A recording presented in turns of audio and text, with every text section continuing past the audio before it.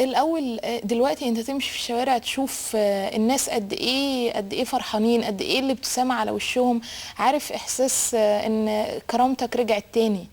ده على وش كل مصري حقيقي بجد. يعني احنا الاول كنا بنقول ان الناس بتنادي بمطالب اقتصاديه ومطالب فئويه او غيره، لكن اللي اكتشفناه بعد كده بعد ما ذاقوا طعم الحريه وقد ايه ده فرق معاهم، ان الحقيقه هم كانوا بيدوروا على الكرامه، على احساسهم انهم بالانتماء لمكان ما، لوطن ما.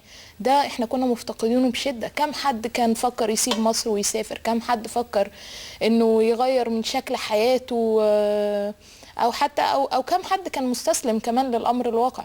لكن الحمد لله ان ده كله اتغير دلوقتي. طيب الحمد لله. آه، اخش بقى على حكايه ترشيحكم انتوا الاربعه، هل ده بيتم اختيار، يعني الاختيار بيتم ازاي؟ هو اللي اخترنا مجلة نيوز ويك الأمريكية. هي بتعمل مؤتمر كل سنة، مؤتمر دولي كبير جدا بيحضروا نساء من كل أنحاء العالم فعلا، ومنهم ناس صناع قرار. يعني كان حضروا مثلا السنة دي الرئيسة السابقة لتشيلي، كان حضرها هيلاري كلينتون كمان. فكلهم من السيدات صناع القرار يعني. كل سنة بيختاروا من 100 ل 150 شخصية في المؤتمر دوت، بيتم وضعهم على قائمة النساء الأكثر تأثيرا في العالم. فالحمد لله السنة دي كنت من الناس اللي اختاروني في ال 150 سيدة، مع دكتورة نوال سعداوي، ومع الأستاذة جميلة إسماعيل، ومع الأستاذة سلمى السعيد. طب يعني هخش برضه على حكاية المؤتمر الإسلامي الأمريكي. هي دي المنظمة اللي أنا بشتغل معاها بشكل رسمي. أنا المدير الإقليمي ليهم في منطقة الشرق الأوسط وشمال أفريقيا. ابتديت شغل معاهم من وانا عندي 25 سنة، لكن الحقيقة انا عرفتهم من قبل كده. هي الاول المنظمة هي منظمة امريكية غير حكومية، مقرها الرئيسي في واشنطن. اسسها مجموعة من الامريكان المسلمين من اصول عربية اغلبهم، بهدف تحسين صورة المسلمين داخل المجتمع الامريكي بعد احداث 11 سبتمبر. في سنة 2004 قرروا ان هم ينتقلوا للعالم الإسلامي ويبدأوا يشتغلوا هناك على نشر الحريات وثقافة الديمقراطية وحقوق الإنسان، لأن اكتشفوا ان هي دي أكتر حاجات لو قدروا فعلا يحققوها في العالم الإسلامي هتأثر كتير على صورة المسلمين اللي عايشين جوه أمريكا، وهتحسن منها وتساعد على إدماجهم كمان في المجتمع بشكل مؤثر. فمن هنا ابتدوا يتنقلوا فعلا للعالم الإسلامي، فتحوا مكاتب في أكتر من مكان. لغاية سنة 2006 كانوا عملوا مسابقة عن كتابة المقال. أنا في الوقت ده كنت ابتديت تدوين جديد. مدونة بالظبط. بس قبلها أنا كنت صحفية كمان، اشتغلت في الأهرام لمدة 2 وبعدين قررت إني كفاية كده. طب ارجعي بقى، يمكن تتعيني في اليومين الجايين دول رئيس تحرير جديد. مين عارف بقى.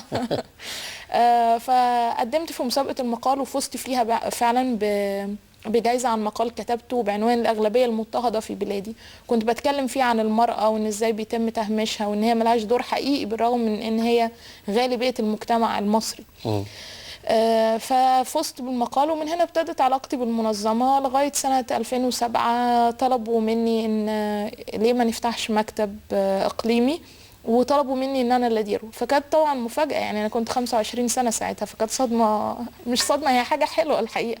طب في جدل حوالين شغل المنظمه في الاول طبعا كان في بعض حاجه خاصه بالمظاهرات، بالاحتجاجات، بالاعتصامات، في تمويل بيجي لها من الخارج بشان لا، احنا تمويلنا كله من مؤسسات غير حكوميه اخرى في العالم، يعني غير تابعه لاي حكومات.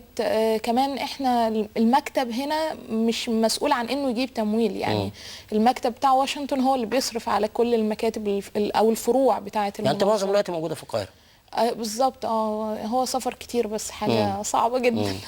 طب قولي لي، يعني اولا زي ما قلت في البدايه، نتمنى يكون في مئات من داليا، ملايين من داليا، وملايين من شباب كتير في مصر. الحقيقه الواحد بيشوفهم بيبقى يعني حاسس ان البلد ان شاء الله بصوره افضل في الفتره الجايه.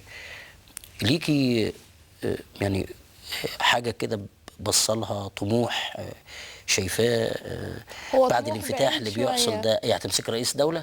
لا والله.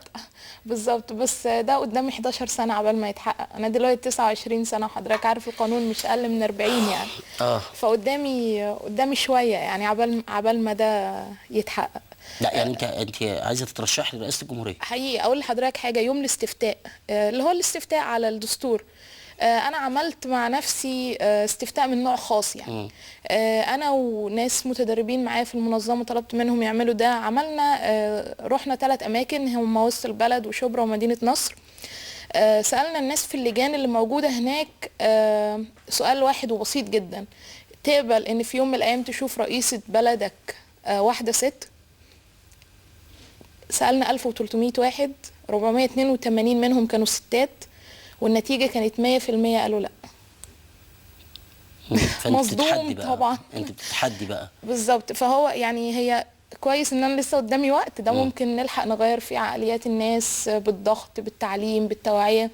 ده محتاجينه قوي يعني. احنا صحيح عملنا ثورة، صحيح حصل تغيير، لكن لسه في عقليات للأسف محتاجة يعني انت بالفعل بعد ان شاء الله ما تيجي عند السن اللي يسمح لك ان انت تترشحي رئاسة الجمهورية تترشحي؟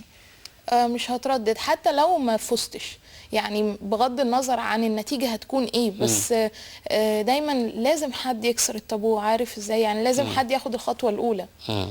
طيب علقي لي بقى على الفيديو ده. شغال يا شباب؟ Extraordinary, which I hadn't even thought of, but when I was reading, you said that the online activism. دي طبعا انت بعد ما خدت او كنت في الاحتفال بتاع نيوز ويك. دي كريستيان امانبور على فكره. اول سؤال دي اللي اتقابلت مع الرئيس مبارك في الرئيس السابق مبارك في اواخر بالظبط. ده اخر حوار بالظبط كان في بيته قبل التنحي. اول سؤال سالته لها اول ما شفتها: انت دخلتي ازاي؟ يعني دخلتي بيته ازاي وكلمتيه ازاي؟ فهي طبعا ما ادتنيش اجابه مقنعه خالص، لكن قعدت تلف حوالين الموضوع كتير يعني. ما قالتلكيش هتتنحي امتى؟ طبعا ابقى رئيس الاول. لا بس دي طبعا صور من هناك. دي من مجله تايم. هي مجله تابعه للسي ان ان. فنانين قوي يعني. فدي كانت في سنه 2009، كانوا اختاروني كبطله للحقوق في العالم الاسلامي يعني. انت من صغرك كنت شغاله ناشطه؟ من زمان يعني، من ايام الجامعه. دي بعد كان تعليق ليا على السي ان ان بعد خطاب بعد حضوري خطاب الرئيس اوباما هنا في القاهره في الجامعه، ومقابلتي مع المستشاره الاولى ليه يعني. دعيت بعد الخطاب لاني اتقابل معاها واتكلمنا عن الشباب والمراه. دي مدونتي. انا اخترت لها اسمي على فكره لاني في البدايه يعني هي اسمها داليا زياده، هيومن لايف فروم ا دالياتيك بيرسبكتيف، او من منظور دالياوي. لاني الحقيقه ما عرفتش وقتها من منظورك انت يعني. بالظبط. هي المدونه عباره عن الدنيا من خلال عيوني يعني. الكتاب ده اعتقد انه كان سبب في اختيار النيوز ويك ليا. هو قصه مونتجومري بيتكلم عن مارتن لوثر كينج. ده كتاب مصور صدر في الخمسينات. انا ترجمته للعربيه وابتديت اوزعه. الكلام ده من سنه 2007، وزعته تقريبا في كل انحاء العالم العربي. وكان يعني قيل حسب مقال واشنطن بوست انه كان له تأثير في انه علم الناس استراتيجيات العمل السلمي او غير العنيف، اللي خلى ثورتنا تخرج بالشكل الجميل ده دلوقتي، انها ثورة سلمية بالكامل. انا فاكرة في 2007 لما كنت بوزع الكتاب وكنت بعمل دورات تدريبية في الوقت دوت عن استراتيجيات العمل غير العنيف، ازاي تعمل مظاهرة، ازاي تعمل حملة بشكل سلمي، كان الناس بيستغربوا الكلام ده. لكن انا سعيده جدا ان شفت ثماره حصلت بشكل سريع كده. تتمني ايه لبلدك بقى ان شاء الله كده؟ اتمنى هي حاجه واحده بس، ان احنا نحقق مش الديمقراطيه، لكن الديمقراطيه على اسس ليبراليه. انا شايفه ان هو ده الطريق الوحيد لاننا ان البلد تستقر في النهايه ونبدا بقى نبني فيها من اول وجديد. الكلام ان احنا دلوقتي في مرحله ما بعد الثوره قبل الثوره، انا شايفه انه لسه بدري ان احنا نقوله. ففرصتنا دلوقتي نضغط من اجل يعني دعم التيار الليبرالي في مصر وتقويته، وبالتالي تحقيق الليبراليه الديمقراطيه اللي بنطمح اليها، اللي يبقى السياده فيها للقانون، الكل فيها سواء، فكره قبول الاخر تبقى موجوده حتى عند ابسط الناس. تمام.